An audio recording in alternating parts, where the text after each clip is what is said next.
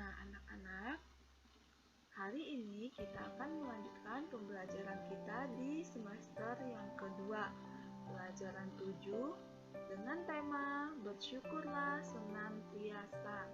Bahan bacaan Alkitab kita terambil dari Keluaran 15 ayat 1 sampai 21.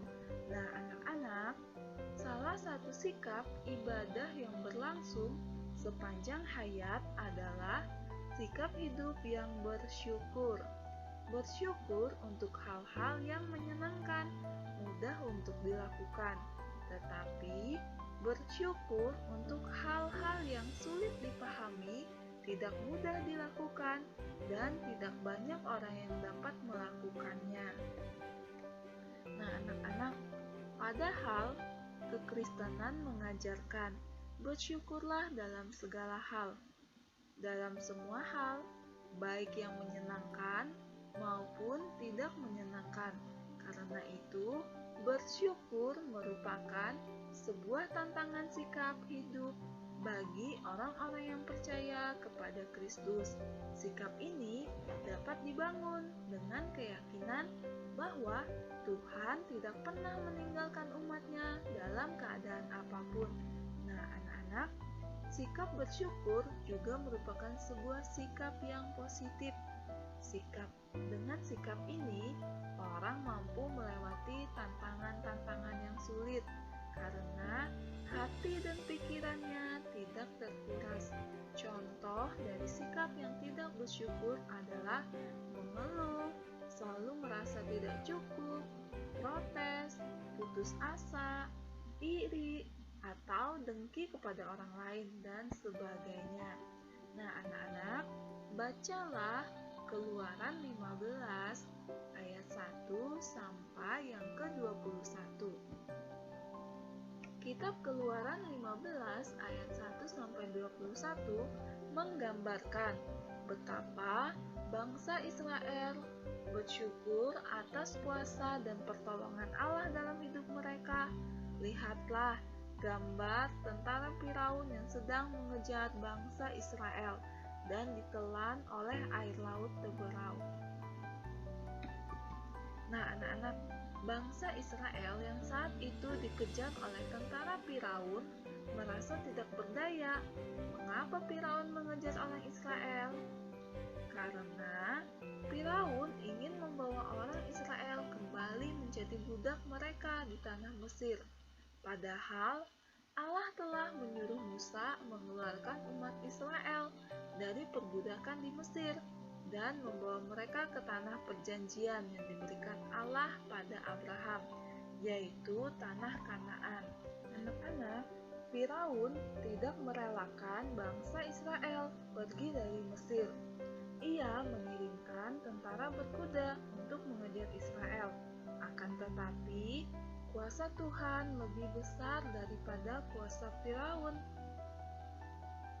Tentara Firaun tenggelam di laut Teberau bersama kuda-kuda mereka. Dari kisah Musa di laut Teberau ini, akhirnya Musa dan bangsa Israel bisa luput dari kejaran Firaun karena pertolongan Tuhan. Bayangkanlah jika kamu adalah Musa yang memimpin ribuan orang berjalan di padang gurun menuju suatu tempat. Tentu, hal itu tidak mudah dan pasti ada banyak masalah yang harus dihadapi. Memimpin puluhan orang saja sulit karena banyak maunya, apalagi ribuan orang. Kesulitan yang dihadapi Musa memuncak ketika ia bersama dengan umat Israel Ketika Musa bersama dengan umat Israel berusaha lari dari kejaran pasukan Mesir, mereka terpaksa berhenti di tepi laut Teberau. Mereka tidak dapat menyeberangi laut itu begitu saja tanpa bantuan berupa kapal besar yang dapat menyeberangkan mereka semua. Akan tetapi, Allah tidak pernah meninggalkan mereka. Allah hadir dan menolong umat-Nya dengan membelah laut itu. Allah mendatangkan angin kencang yang membuat laut Teberau terbelah hingga ke dasarnya, sehingga umat Israel dapat dengan aman melewatinya menuju ke seberang. Ini adalah peristiwa ajaib dan luar biasa. Allah mampu melakukannya, sebab tidak ada yang tidak mungkin bagi Allah jika Allah menghendaki. Nah, anak-anak, umat Israel berhasil tiba dengan selamat di seberang, tetapi bahaya belum berakhir. Pasukan Firaun dari Mesir masih terus mengejar mereka. Jika mereka berhasil menangkap umat Israel, tentu perjalanan mereka akan sia-sia. Mereka meminta pertolongan Tuhan. Musa berdoa kepada Tuhan, dan Tuhan menjawab doa Musa. Tuhan menenggelamkan pasukan Mesir dengan kembali menyatukan air laut yang terbelah tersebut, sehingga pasukan Mesir itu tenggelam bersama dengan kereta dan kuda yang mereka pakai. Dan kali ini umat Israel benar-benar selamat. Lalu, apa yang Musa dan umat Israel lakukan? Mereka bersyukur kepada Allah. Musa dan umat Israel tidak lupa kepada Allah yang telah menolong mereka. Mereka sadar bahwa tanpa penyertaan dan pertolongan Allah, mustahil mereka dapat melewati berbagai rintangan atau hambatan.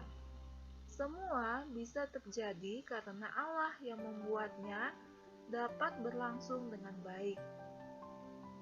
Musa mengajak orang Israel untuk tidak lupa bersyukur atas pertolongan yang mereka terima dari Tuhan.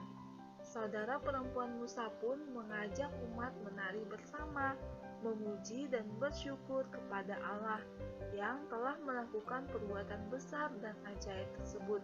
Nah, anak-anak, tentu kamu pun dapat melakukannya. Nah, anak-anak, kita harus senantiasa mengucap syukur, baik dalam keadaan senang ataupun tidak. Nah, anak-anak, bersyukur itu adalah menerima segala yang ada pada kita saat ini sebagai hal yang terbaik. Nah, anak-anak, bersyukur juga berarti menerima segala keadaan yang terjadi pada kita saat ini sebagai yang terbaik. Nah, anak-anak, bersyukur bukan berarti berhenti dengan apa yang sudah kita miliki saat ini, tapi bersyukur itu lebih ke arah terima kasih. Misalkan nih, oh Tuhan, terima kasih atas semua nikmat-Mu dalam hidupku ini. Jika aku bekerja lebih rajin, lebih bermanfaat bagi sesama. Nah, anak-anak, bersyukur dengan hati dan perasaan dapat dilakukan dengan menghindari perilaku buruk. Bersyukur dengan mulut atau ucapan dapat dilakukan dengan rajin membaca Alkitab dan berbuat baik sesuai dengan nilai-nilai Alkitab. Nah, anak-anak, jadi kita harus mengucap syukur atas apa yang terjadi dalam hidup kita. Baik kita lagi ada masalah, kita sedang sakit, kita harus tetap mengucap syukur. Nah, anak-anak, untuk pembelajaran kita hari ini sampai di sini, Ibu berdoa dan berharap kalian selalu sehat dan tetap semangat meskipun belajar dari rumah saja. Anak-anak, sebelum kita mengakhiri pembelajaran kita, marilah kita berdoa. Anak-anak, kita berdoa. Allah yang baik, kami bersyukur atas kebaikan-Mu kepada kami semua. Engkau ingin agar kami selalu berterima kasih kepada siapapun dan dalam keadaan apapun. Ajarlah kami untuk selalu bersyukur kepadamu. Jagalah hati kami agar selalu dipenuhi dengan sukacita dan rasa syukur. baik waktu kami gembira maupun waktu kami sedih atau susah. Dalam nama Tuhan Yesus kami berdoa. Amin. Nah, anak-anak, sampai jumpa di pertemuan berikutnya. Tuhan Yesus memberkatimu. Shalom.